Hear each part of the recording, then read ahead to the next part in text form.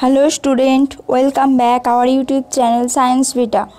তো প্রিয় বন্ধুরা, আগের দিন আমরা বংশগতি ও কয়েকটি সাধারণ জিনগত রোগের পার্ট 4 পর্যন্ত আমরা দেখেছিলাম। আজকে দেখব পার্ট 5। পার্ট 5-এ ফার্স্টেই আমরা দেখব মেন্ডেলের বংশগতি সংক্রান্ত সূত্রের বিচ্যুতি। এখানে আমরা আগেই দেখে নিয়েছিলাম, আগের পার্টগুলোতে আমরা মেন্ডেলের সংকরায়ন, এক সংকর জনন পরীক্ষা, দ্বিসংকর জনন পরীক্ষা, এগুলো সবগুলো দেখে নিয়েছি। আজকে আমরা দেখব মেন্ডেলের বংশগতি সংক্রান্ত সূত্রের বিচ্যুতি। তাহলে কি দেখব? মেন্ডেলের বংশগতি সংক্রান্ত সূত্রের বিচ্যুতি। আমরা যদি মেন্ডেলের বংশগতি সংক্রান্ত সূত্রের বিচ্যুতি জানতে, তাহলে সেটা একমাত্র হলো অসম্পূর্ণ প্রকটতা।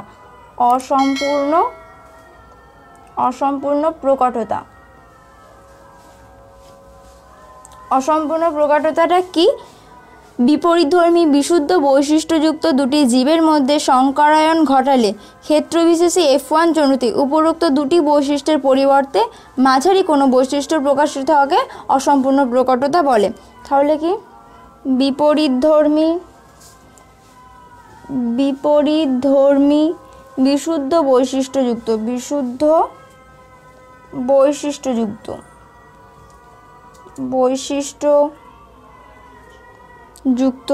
দুটি জীবের মধ্যে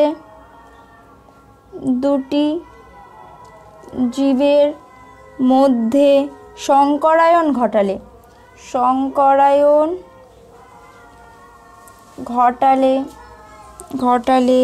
ক্ষেত্র বিশেষে F1 জনুতে উপরোক্ত দুটি বৈশিষ্ট্যের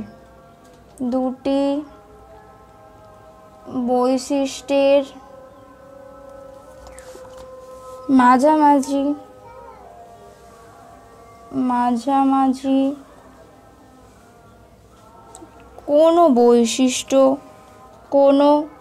বৈশিষ্ট্য প্রকাশিত হওয়াকে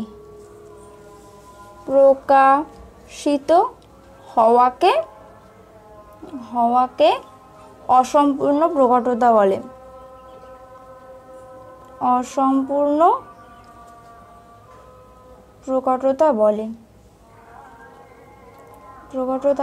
তাহলে অসম্পূর্ণ প্রকটতাটা কি? বিপরীতধর্মী বিশুদ্ধ বৈশিষ্ট্যযুক্ত দুটি জীবের মধ্যে সংকরায়ন ঘটালে ক্ষেত্রবিশেষে F1 জনুতে উপরোক্ত দুটি বৈশিষ্ট্যের মাঝামাঝি কোনো বৈশিষ্ট্য প্রকাশিত হওয়াকে অসম্পূর্ণ প্রকটতা বলে। একটা উদাহরণের মাধ্যমে আমরা বুঝতে পেরে যাব। কি বলেছে? বিপরীতধর্মী বিশুদ্ধ বৈশিষ্ট্যযুক্ত, অর্থাৎ বিশুদ্ধ লাল আর বিশুদ্ধ সাদা। বিশুদ্ধ লাল আর এটা বিশুদ্ধ সাদা।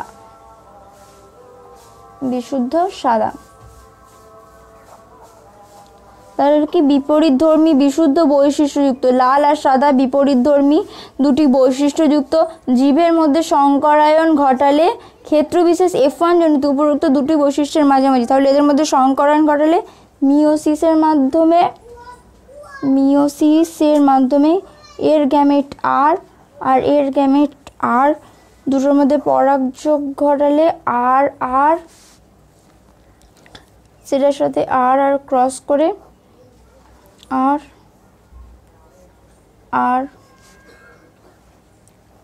ক্যাপিটাল আর স্মল আর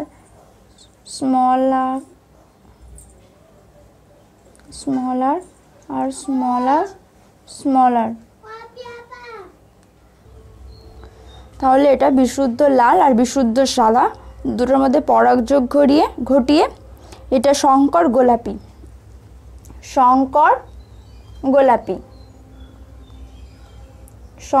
গোলাপি একটা জীব উৎপন্ন হলো। আবার মিওসিসের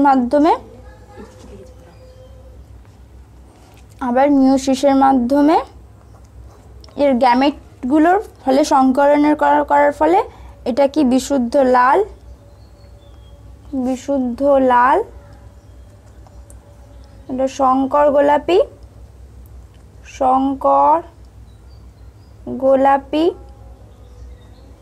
এটাও শঙ্কর গোলাপি। বিশুদ্ধ সাদা।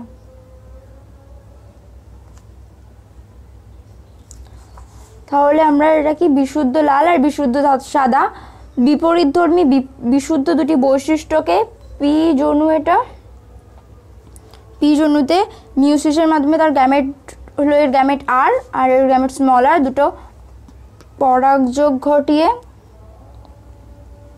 পরাগযোগের ফলে এটা শঙ্কর গোলাপি, দুটি শঙ্করায়নের ফলে শঙ্কর গোলাপি ক্যাপিটাল আর স্মল আর জীব উৎপন্ন হলো। এর সাথে আরেকটা শঙ্কর গোলাপি উদ্ভিদের শঙ্করায়নের ফলে বিশুদ্ধ লাল, বিশুদ্ধ সাদা আর দুটি শঙ্কর গোলাপি জীব উৎপন্ন হলো। এটা আমরা চেকার বোর্ডের সাহায্যে যদি দেখি তাহলে এটা হলো capital R small R,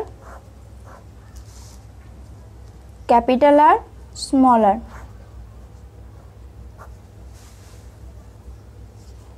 capital R capital R capital R, এটা capital R small R, capital R small R আর দুটোই স্মল আর। এটা হলো বিশুদ্ধ লাল, বিশুদ্ধ লাল, বিশুদ্ধ সাদা, শঙ্কর গোলাপি, শঙ্কর গোলাপি আর এটাও শঙ্কর গোলাপি, গোলাপি। তাহলে ফিনোটাইপ আর জিনোটাইপ অনুপাতটা কি? যদি আমরা ফিনোটাইপ অনুপাতটা দেখি, ফিনোটাইপ অনুপাত, ফিনোটাইপ অনুপাতটা হবে 1:2:1। বিশুদ্ধ লাল একটা, দুটো শঙ্কর গোলাপি আর বিশুদ্ধ সাদা একটা। আর যদি আমরা জিনোটাইপ অনুপাত দেখি, জিনোটাইপ অনুপাত অনুপাত তাহলে এটাও হবে ক্যাপিটাল আর একটা, ক্যাপিটাল আর স্মল আর দুটো আর দুটোই স্মল আর একটা, 1:2:1। কিন্তু এটা হলে অসম্পূর্ণ প্রকারটা, অর্থাৎ মেন্ডেলের বংশগতি সংক্রান্ত সূত্রের বিচ্যুতিতে ফিনোটাইপ আর জিনোটাইপ অনুপাত দুটি সেম, 1:2:1। এবার আমরা পড়ব মানুষের লিঙ্গ নির্ধারণ। এবার হবে মানুষের লিঙ্গ নির্ধারণ। মানুষের লিঙ্গ নির্ধারণ, মানুষের দেহে স্বাভাবিক অবস্থায় ডিপ্লয়েড ক্রোমোজোমের সংখ্যা 23 জোড়া। অর্থাৎ মানুষের দেহে স্বাভাবিক অবস্থায় ক্রোমোজোম থাকে 23 জোড়া, 23 জোড়া বা 46টি। এই 23 জোড়া ক্রোমোজোমের মধ্যে এক জোড়া থাকে সেক্স ক্রোমোজোম, আর 22 জোড়া থাকে অটোজোম, 22 জোড়া অটোজোম। এই দুই প্রকারই ক্রোমোজোম লাগে, একটা হলো সেক্স ক্রোমোজোম আর একটা হলো অটোজোম, অর্থাৎ দেহ ক্রোমোজোম আর লিঙ্গ ক্রোমোজোম। এই দুই প্রকার ক্রোমোজোম মানুষের দেহের কাজে লাগে। এর মধ্যে এটি এক জোড়া লাগে আর এটা 22 জোড়া লাগে। এই সেক্স ক্রোমোজোম আবার দুই প্রকার, একটা হলো এক্স আর একটা হলো ওয়াই। আর মানুষের দেহের স্বাভাবিক ক্রোমোজোম হলো 2n = 46। এবার এর পদ্ধতিটা দেখে নেব। পদ্ধতি হলো একটি মহিলা এবং পুরুষের মধ্যে সংকরায়ন করানো হবে। পুরুষের মধ্যে সংকরণটি 44টা অটোজোম প্লাস XX আর এটা 44টা অটোজোম প্লাস XY। এর মিয়োসিসের ফলে এটা হলো পি জনু। মিয়োসিসের ফলে এটা 22টি অটোজোম প্লাস X, 22টা অটোজোম প্লাস X। এটা কি হবে 22টা অটোজোম প্লাস X, 22টা অটোজোম প্লাস Y। এবার এগুলো সংকরায়ন করানোর ফলে হবে 22টা অটোজোম প্লাস এক্স এক্স। আবার এটার সাথে এটা করানো হলে হবে 22টা অটোজোম, 44টা অটোজোম, 22টা আর 22টা 44টা অটোজোম প্লাস এক্স এক্স, 22টা আর 22টা 44টা অটোজোম প্লাস এক্স ওয়াই। আবার এটার সাথে এটা 22টা আর 22টা 44টা অটোজোম প্লাস এক্স এক্স। আবার এটার সাথে এটা 44টা অটোজোম প্লাস এক্স ওয়াই। অর্থাৎ এখানে দুটো এক্স এক্স এক্স অর্থাৎ এখানে মহিলা, দুটো এক্স অর্থাৎ এটা কন্যা সন্তান, এক্স ওয়াই এটা পুত্র সন্তান, এক্স এক্স কন্যা সন্তান আর এক্স ওয়াই পুত্র সন্তান। তাহলে এটা আমরা কি দেখলাম, মহিলার দেহের ক্রোমোজোমটা মিওসিসের ফলে আর পুরুষের দেহের ক্রোমোজোমটা মিওসিসের ফলে যেই ক্রোমোজোমগুলো আসলো সেগুলো সংকরায়ন করার ফলে এই সন্তান হওয়ার সম্ভাবনা। এটা ডিম্বাণু, ডিম্বাণু আর এটা শুক্রাণু, শুক্রাণু হলো অপত্য জনু, অপত্য জনু।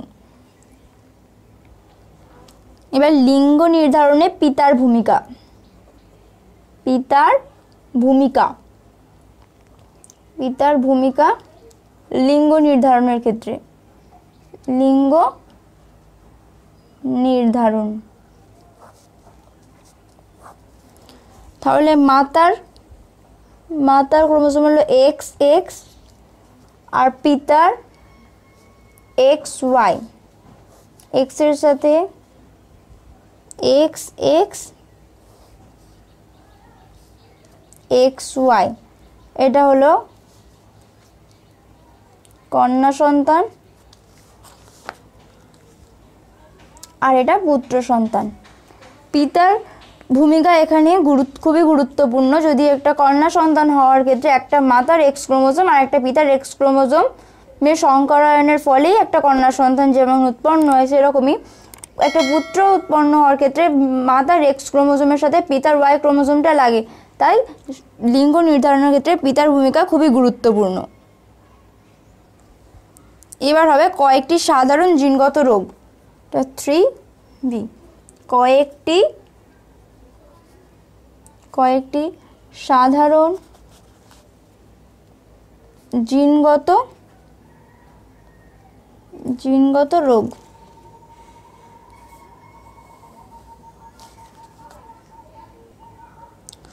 পপুলেশনে কয়েকটি সাধারণ জিনগত রোগ বা বংশগত রোগ বলতে আমরা কি কি বুঝি?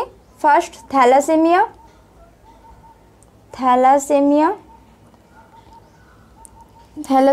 হিমোফিলিয়া,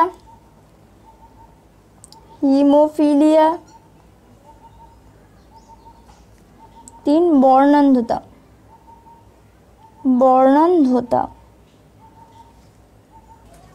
এবার থ্যালাসেমিয়াটা ফার্স্ট পড়ি।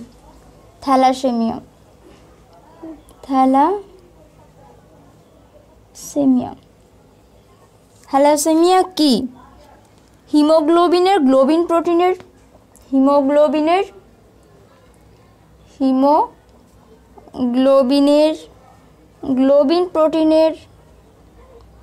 গ্লোবিন প্রোটিনের পেপটাইড বন্ধনীর অস্বাভাবিক গঠনের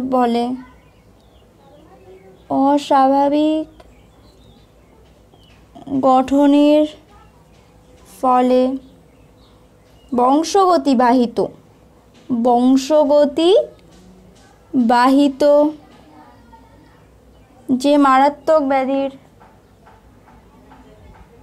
যে মারাত্মক ব্যাধির সৃষ্টি হয় তাকে থ্যালাসেমিয়া বলে।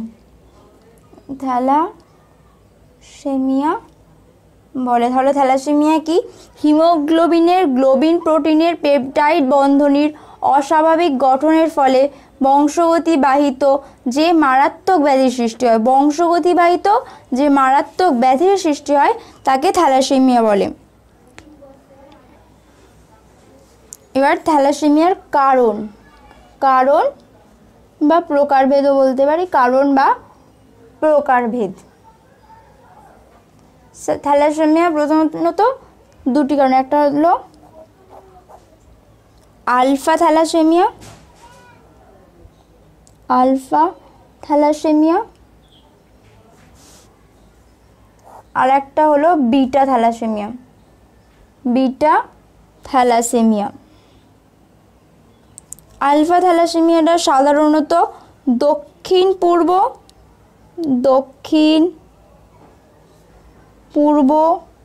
এশিয়া, মধ্যপ্রাচ্য, চীন ও আফ্রিকা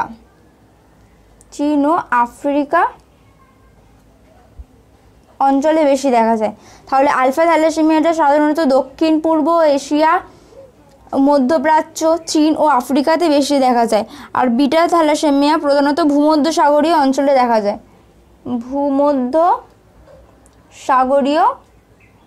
ভূমধ্যসাগরীয় অঞ্চলে দেখা যায়। আলফা থ্যালাসেমিয়াটা দক্ষিণ পূর্ব এশিয়া, মধ্যপ্রাচ্য, চীন ও আফ্রিকাতে দেখা যায়, কিন্তু বিটা থ্যালাসেমিয়াটা ভূমধ্যসাগরীয় অঞ্চলে দেখতে পাওয়া যায়। আলফা থ্যালাসেমিয়াটা সাধারণত 16 নম্বর জিন আর বিটা থ্যালাসেমিয়াটা সাধারণত 11 নম্বর জিনের গঠনগত ত্রুটির ফলে সৃষ্টি হয়। থ্যালাসেমিয়ার প্রধান কারণ হলো হিমোগ্লোবিনের গঠনগত ত্রুটির, আর আলফা থ্যালাসেমিয়াটা হয় 16 নম্বর জিনের গঠনগত ত্রুটির ফলে আলফা থ্যালাসেমিয়া, আর 11 নম্বর জিনের গঠনগত ত্রুটির ফলে বিটা থ্যালাসেমিয়া গঠন হয়। মানুষের 16 নম্বর ক্রোমোজোমে অবস্থিত হিমোগ্লোবিনের আলফা গ্লোবিন পলিপেপটাইড শৃঙ্খল উৎপন্নের জন্য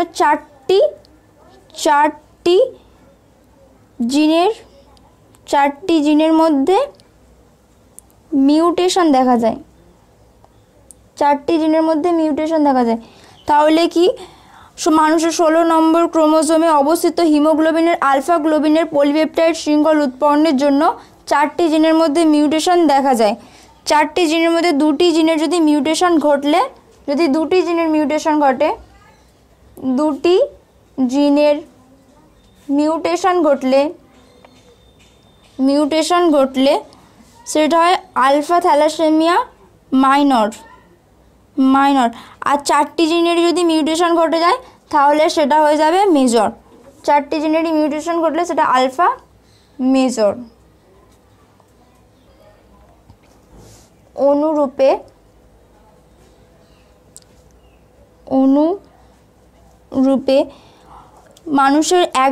মানুষের জিনের 11 নম্বর ক্রোমোজোমে অবস্থিত হিমোগ্লোবিনের বিটা গ্লোবিন পলিপেপটাইড শৃঙ্খলের 2টি জিনের মধ্যে যদি একটিতে মিউটেশন হয়,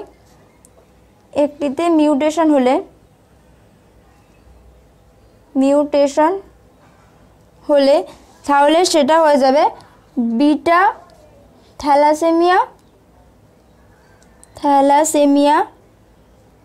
মাইনর। আর যদি 2টি জিনের মধ্যে যদি দুটোতেই মিউটেশন ঘটে তাহলে সেটা হয়ে যাবে মেজর। এবারে লক্ষণটা কি? প্রথম থেকে আমরা এটা কি দেখলাম, মানুষের কয়েকটি জিনগত বংশগত রোগের মধ্যে সাধারণত থ্যালাসেমিয়া, হিমোফিলিয়া, বর্ণান্ধতা এই তিনটেই আগে পড়ে। তার মধ্যে থ্যালাসেমিয়াটা কি? হিমোগ্লোবিনের গ্লোবিন প্রোটিনের পেপটাইড বন্ধনীর অস্বাভাবিক গঠনের ফলে বংশগতিবাহিত যে মারাত্মক ব্যাধির রোগ সৃষ্টি হয় সেটি হলো থ্যালাসেমিয়া। এই থ্যালাসেমিয়া দুভাবে হয়, দু প্রকার, একটা হলো আলফা থ্যালাসেমিয়া আর একটা হলো বিটা থ্যালাসেমিয়া। আলফা থ্যালাসেমিয়া সাধারণত দক্ষিণ পূর্ব এশিয়া, মধ্যপ্রাচ্য, চীন ও আফ্রিকাতে লক্ষ্য করা যায়, আর বিটা থ্যালাসেমিয়া ভূমধ্যসাগরীয় অঞ্চলে লক্ষ্য করা যায়। এটি সাধারণত মানুষের 11 নম্বর ক্রোমোজোমের ফলে বিটা থ্যালাসেমিয়া হয়, আর মানুষের 16 নম্বর ক্রোমোজোমের ফলে আলফা থ্যালাসেমিয়া হয়। এই আলফা থ্যালাসেমিয়ার 4টি জিনের মধ্যে যদি মিউটেশন ঘটানো হয়, 2টি জিনের যদি মিউটেশন ঘটে তাহলে সেটা আলফা মাইনর থ্যালাসেমিয়া, আর যদি 4টি জিনেরই যদি মিউটেশন ঘটে যায় তাহলে সেটা হবে আলফা মেজর থ্যালাসেমিয়া। অনুরূপে যদি বিটা থ্যালাসেমিয়ার পলিপ্যাপটাইড শৃঙ্খলের মধ্যে 2টি জিনের মিউটেশন ঘটে তাহলে সেটা হবে বিটা থ্যালাসেমিয়া মাইনর, আর যদি 2টি জিনের মধ্যে 2টি জিনেতেই মিউটেশন ঘটে তাহলে সেটা হয়ে যাবে মেজর। এবারে লক্ষণগুলো আমরা দেখে নেব। লক্ষণ, এই লক্ষণগুলো কি কি? এই লক্ষণগুলো হবে যকৃৎ ও প্লীহার বৃদ্ধি, যকৃৎ ও প্লীহার বৃদ্ধি, প্লীহার বৃদ্ধি, দুর্বল অস্থি, দুর্বল অস্থি, এছাড়া হিমোগ্লোবিনের পরিমাণ কমে যাওয়ায় হিমোগ্লোবিনের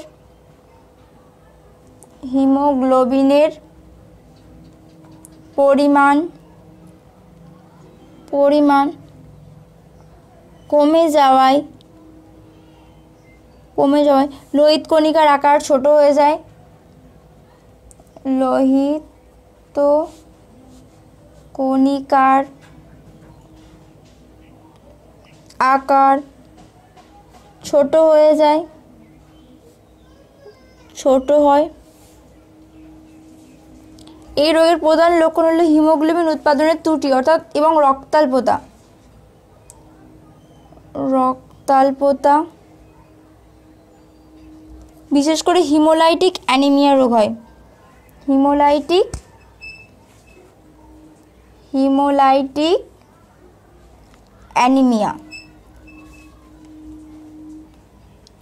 অ্যানিমিয়া, এছাড়া কালচে মূত্র, এছাড়াও অনেক লক্ষণ দেখা যায়। প্রধানত দেখা যায় রক্তাল্পতা, দুর্বল অস্থি, হিমোগ্লোবিনের পরিমাণ কমে যায়, লোহিত কণিকার আকার ছোট হয়ে যায়, যকৃৎ ও প্লীহার বৃদ্ধি, কালচে মূত্র ইত্যাদি লক্ষণ দেখতে পাওয়া যায়। এবার হবে হিমোফিলিয়া।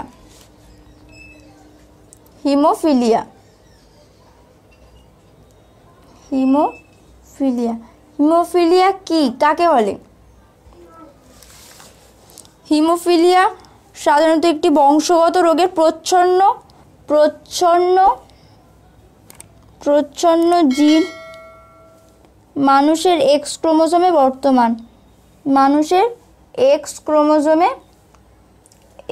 ক্রোমোজোমে বর্তমান স্ত্রীলোকের এই রোগের আক্রান্ত হওয়ার সম্ভাবনা কম। বেশিরভাগ স্ত্রীলোক বাহক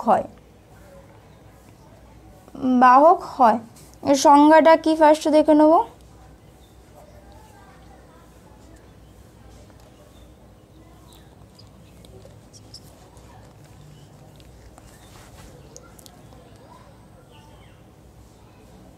দেহের কোনো স্থান কেটে গেলে সেই স্থানে রক্ততঞ্চন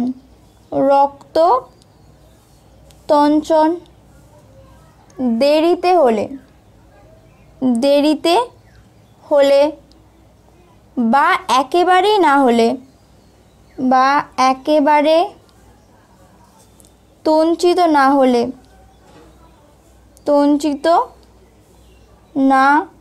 হলে বংশগত রোগের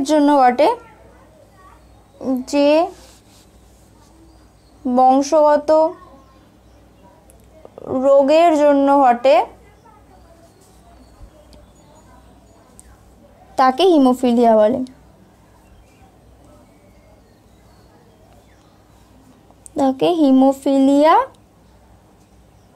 বলে। তাহলে হিমোফিলিয়া কি দেহের কোনো স্থানে কেটে গেলে সেই স্থানে রক্ততঞ্চন দেরিতে হলে বা একেবারেই তঞ্চিত না হলে যে বংশগত রোগের জন্য ঘটে তাকে হিমোফিলিয়া বলে। এই হিমোফিলিয়া আবার দু প্রকারের, একটা হলো হিমোফিলিয়া এ, হিমোফিলিয়া এ বা রয়্যাল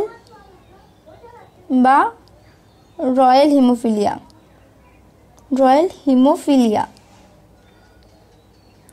আর একটা হলো হিমোফিলিয়া বি,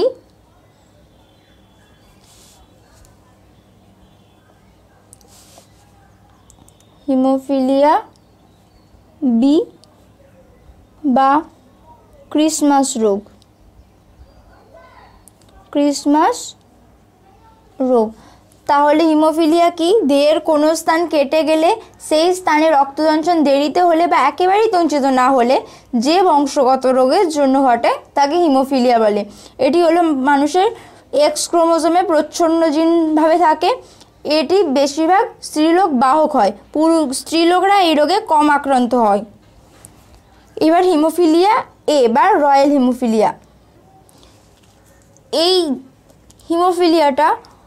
হিমোফিলিয়া রক্ততঞ্চনের 8 ফ্যাক্টর অর্থাৎ অ্যান্টি হিমোফিলিক ফ্যাক্টরের অনুপস্থিতির কারণে হিমোফিলিয়া এ হয়, আর ফ্যাক্টর 9 অনুপস্থিতির ফলে হিমোফিলিয়া বি হয়। তাহলে কি রক্ততঞ্চন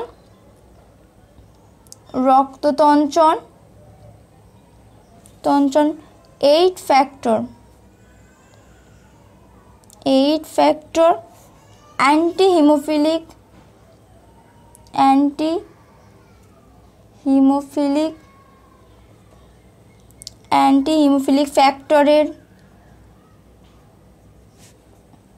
ফ্যাক্টরের অনুপস্থিতির ফলে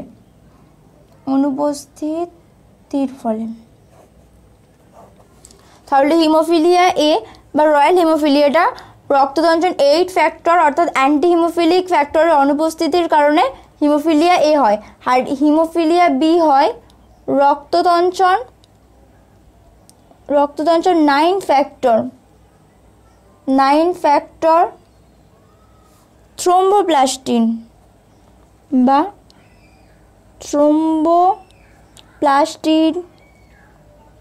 প্লাস্টিনের অভাবে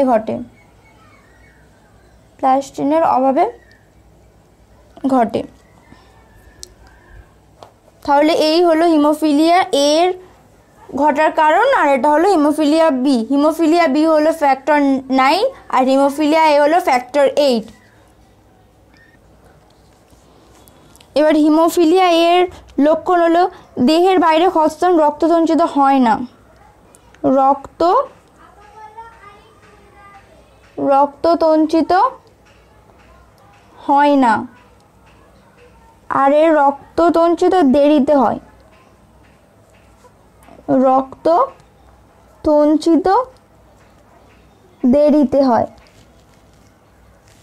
দেরিতে হয়। এই রোগে 80% হিমোফিলিক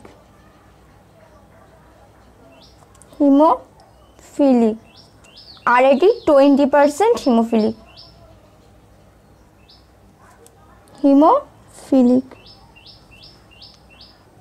একটা উদাহরণ দিলে ব্যাপারটা ক্লিয়ার হয়ে যাবে। এটা প্রোকটোজিন এইচ হিমোফিলিয়ার জন্য দায়ী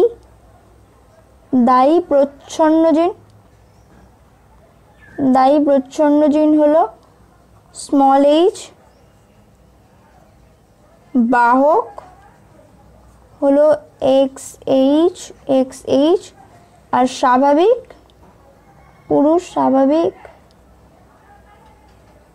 পুরুষের ক্ষেত্রে হলো XHY। এবার রানী ভিক্টোরিয়া আর যুবরাজ অ্যালবার্টের মধ্যে যদি দেখা হয় XH আর XHY, XH আর XH এটা হলো কি, এটা বাহক, আর এক্স ক্যাপিটাল এইচ ওয়াই এটা হলো স্বাভাবিক। স্বাভাবিক দুটোর মধ্যে মিওসিসের ফলে, মিওসিস এটা পি জনু, পি জনু মিওসিসের ফলে এটা হলো এক্স এইচ আর এক্স এইচ, আর এটা হবে x capital H R Y. এদের চেকার বোর্ডের মাধ্যমে নিষেক করলে কি দেখতে পাবো, এক্স এইচ আর এটা এক্স এইচ আর ওয়াই।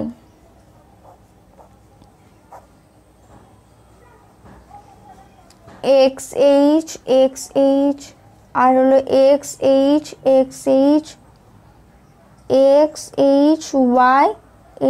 H Y. তাহলে এটা হলো স্বাভাবিক কন্যা, এটা হলো স্বাভাবিক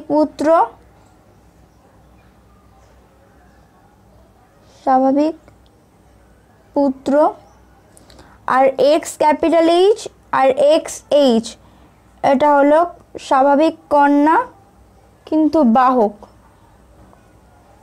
আর এটা স্বাভাবিক হিমোফিলিক পুত্র,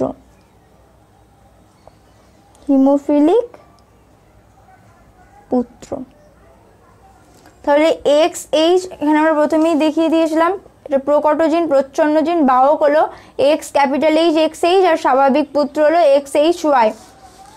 এটা এর এক্স এইচ হলো স্বাভাবিক কন্যা, x capital H R x small এইচের ফলে এটা বাহক, আর এক্স ক্যাপিটাল এইচ ওয়াই হলো স্বাভাবিক পুত্র, আর এক্স স্মল এইচ ওয়াই হলো হিমোফিলিক পুত্র।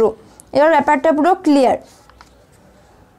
এরকম আরও উদাহরণ আছে, এবার দেখে নিলে এগুলো সহজ হয়ে যাবে। এবার বর্ণান্ধতা,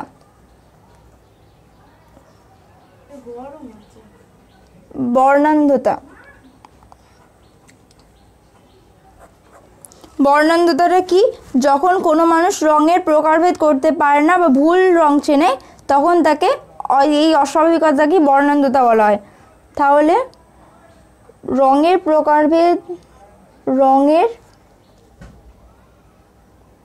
প্রকারভেদ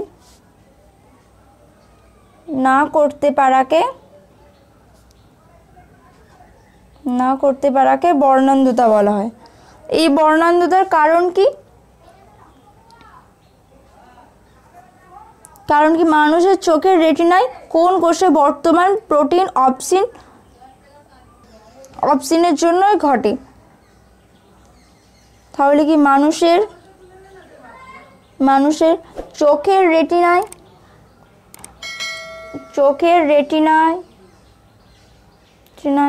কোন কোষের বর্তমান প্রোটিন অপসিনের জন্যই এই রোগের দেখা যায়। অপসিন সবুজ, লাল আর নীল বর্ণ শনাক্ত করতে সাহায্য করে।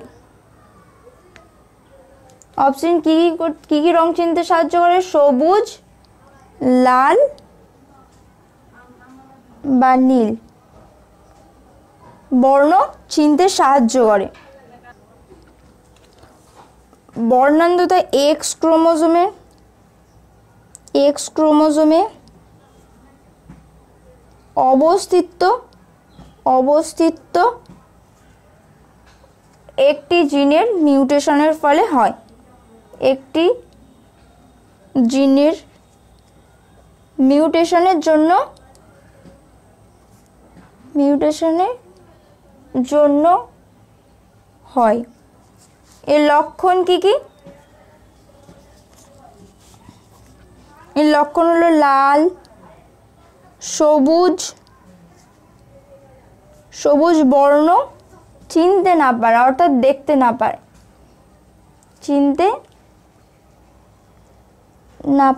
তাহলে বর্ণান্ধতা কাকে বলে? রঙের প্রকারভেদ চিনতে না পারলেই সেই রোগকে বর্ণান্ধতা বলা হয়। এর কারণ কি? এক্স ক্রোমোজোমে অবস্থিত একটি জিনের মিউটেশনের জন্য হয়। মানুষের চোখের রেটিনার কোন কোষে বর্তমান প্রোটিন অপসিন নামক একটা যৌগ থাকে যেটি সবুজ, লাল ও নীল বর্ণ দেখতে সাহায্য করে। এর লক্ষণ হলো এটাই, লাল সবুজ বর্ণ চিনতে না পারা। তো বন্ধুরা আজকে এখানে এতটাই সমাপ্ত।